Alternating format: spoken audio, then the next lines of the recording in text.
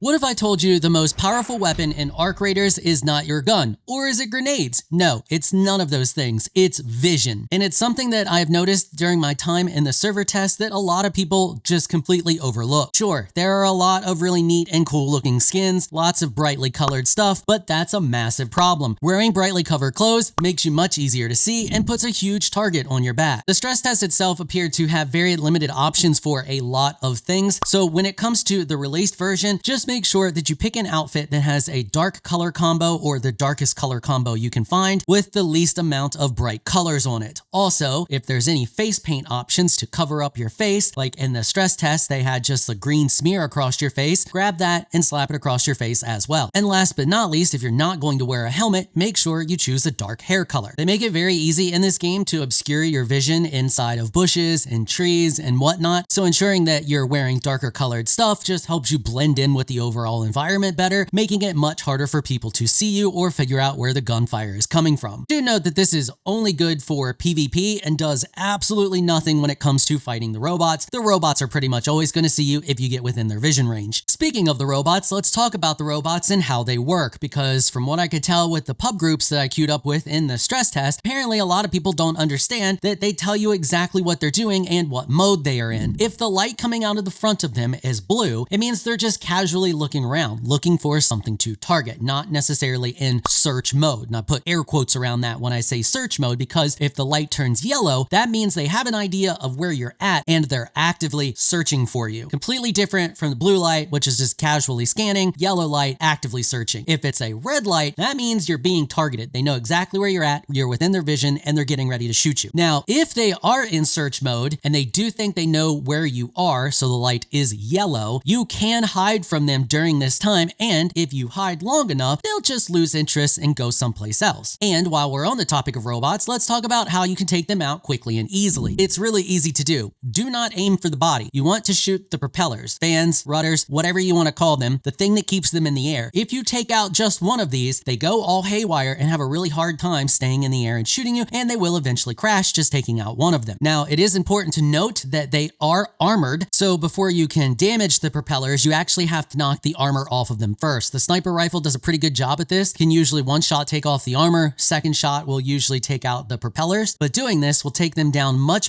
faster than shooting just the body. Last but not least, when it comes to the robots, loot the things. Oh my god, so many people do not loot the robots after killing them. Yes, you can loot the robots after killing them. The wreckage that holds the loot can be a bit of a pain to find at times, but trust me, it's there and you can loot it, and it's got a lot of goodies in it. Some of them even drop ammo regularly. Speaking of loot, you have a chicken that loots for you. Now, I don't know what all this chicken's going to eventually be able to loot, but in the server stress test, it looted all of the basic stuff. So don't loot anything that this chicken just randomly generates for you, because the slots that you have in your backpack are precious. They are limited. So you want to take out as much valuable stuff as possible. And if your chicken is just going to generate this stuff for you regularly, looting it from the map makes absolutely no sense. Save your slots, throw that stuff on the ground, or don't even bother picking it up. And if you need an abundance of that stuff, a lot of the higher level stuff that you will be looting and actually taking out of the map breaks down into those lesser materials. And while we're on the subject of looting stuff and loot in general, keep an eye out for stuff that has this little diamond symbol on it. This is high valued items that are just vendor loot. You take them back specifically to sell them, but they sell for a lot. So if you're specifically trying to unlock something like more stash space or something like that, and you need a lot of money really quick, keep an eye out for these items and take as many of them off the map as you can and sell them, and you will generate a ton of income very quickly. And if you're looking for a lot of rare items, key cards can be a great way to find them. Now, do note the key card loot varies pretty drastically from what I've seen. Done a couple of them. I've seen some blueprints, seen some rare guns, seen one where it was basically one rare gun and a bunch of ammo and some grenades, but they can be relatively lucrative to stock up on a lot of that random stuff. With that said, they are extremely dangerous to do because they're highly contested areas. So be prepared when you go to do them for possible PvP encounters, as well as for some of them to just be heavily guarded by the arc units. Taking things with you like the door braces to lock doors behind you or landmines to trap behind you can be really helpful to guard your back while you're in these rooms looting. Now, I know you only have limited slots on the amount of usable items that you can take in there, for example, your grenades, bandages, what have you, but in one of those slots, you should always carry a set of binoculars, especially if you don't have a gun with a scope scope on it. If you have a gun with a scope, binoculars aren't really necessary. But if you do not have a gun with a scope, definitely bring in the binoculars. It's very important in this game to have situational awareness of what's going on around you, especially what's going on around you at a distance. And you don't really have good vision at a distance without a set of binoculars. And I know that may seem like common knowledge to some people who are experienced with games like this, but I ran into so many people that just run in there all willy-nilly into all kinds of different situations, having zero clue what's going on. The binoculars are also really good for spotting all the different robots that are roaming around the map. And I know they're called ARC, but referring to them as ARC just seems kind of weird. They're robots. It helps you to easily spot them at a distance, and you can ping them so that your team can know where they're at. Trust me, the robots are no joke. You do not want to let them get the drop on you. When it comes to skills, I highly advise getting the reduced stamina usage skill as well as the loot faster skill. It's always good to be able to run more, and it's always good to be able to loot faster. From there, pick up whatever you want, but I highly advise getting those two skills maxed out as soon as possible. This next one is a really big one for me, and at first I didn't think the game had this ability because it's kind of hidden, and that is the ability to have toggled sprint and toggled crouch. Normally, that is something that you find in your game options, like you know, the tab that actually says game or gameplay. However, that's not there in this game. That is because it's a whole other separate keybind, which honestly is kind of great, but also at the same time kind of hidden, because if you don't go look at your keybinds, you'll completely miss this option. I was looking for something else, which is the only reason I discovered it was there in the first place. So if you like hitting shift to toggle sprint and control to toggle crouch, just go over there and rebind those keys to those specific keybinds and unbind them from the default ones. This next tip goes out specifically to the dude that I ran in the pub group with that kept his flashlight on the entire time we were on the night map. So there is the night map. It's a time thing, only shows up every now and then. You got to keep an eye out for it. Doing the night map is a little bit more dangerous of a situation, but there's a lot of high value loot there that you can get from doing so. Do not, I repeat, do not leave your flashlight on. This makes you a giant walking beacon for PvP. That anybody who follows my previous tip about making sure you always bring binoculars with you will spot you from a freaking mile away. At which point they will begin to stalk you and shoot you in the back, and you won't even realize it because they won't have their flashlight on, so you won't see them. And my last tip for you is to always carry at least one adrenaline shot. Just one. Now, if you want to carry more, go for it, but one will save your life. At some point, that adrenaline shot will save your life. I promise you. And the reason is because when you shoot yourself with adrenaline, you get a pretty decent period of time where you can sprint full force and not use any stamina. It also completely refills your stamina. So not only do you get a long period of time that you can sprint without using any stamina, you also get to re-burn through all of your stamina a second time. Trust me on this one. Carry one with you. Remember, you have it. You'll thank me later. All right, we're going to wrap it up there. Hopefully you all found this video helpful and informational. If you did, please consider hitting the subscribe button and notification bell so you can be notified when I upload other videos. And if you're looking for some more of my content, you can find a link to another one of my videos on the screen right now. I want to give an absolute massive shout out and thank you to all of my channel supporters for helping to keep these videos sponsor free. You all are absolutely amazing people. If you would like to become an official channel supporter, check out the links in the description below. If you enjoyed this video, please leave a comment down below. Let me know what you thought. If you're shy, you don't like to comment, just hit that thumbs up button and share your support. Until next time, thanks for watching.